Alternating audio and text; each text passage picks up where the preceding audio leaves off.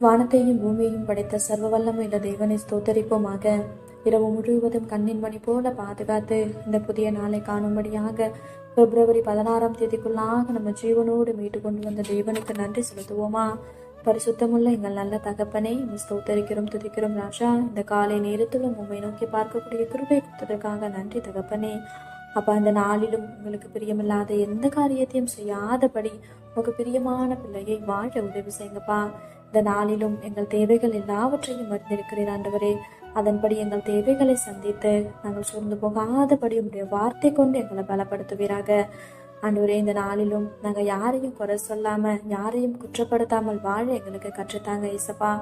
ஒருவரையும் குற்றவாளிகள் என்று தீர்க்காதிருங்கள், அப்பொழுது நீங்களும் குற்றவாளிகள் என்று தீர்க்கப்படாதிருப்பீர்கள்னு சொல்லியிருக்கீங்களா ஆண்டவரே.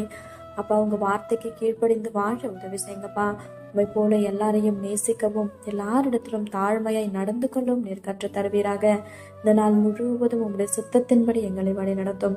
இந்த காலை நேரத்தில் ஜெபிக்கிற ஒவ்வொருவரையும் ஆசீர்வதிங்கப்பா. அவர்கள் குடும்பங்களையும் உடைய செட்டைகளால மூடி மறைத்து பாதுகாத்துக் கொள்ளும். துதிகான மகிமையெல்லாம் ஒருவருக்கே செலுத்துகிறோம். இயேசு கிறிஸ்துவின் நாமத்தில் ஜெபிக்கிறோம் எங்கள் ஜீவனுள்ள நல்ல பிதாவே, ஆமென்.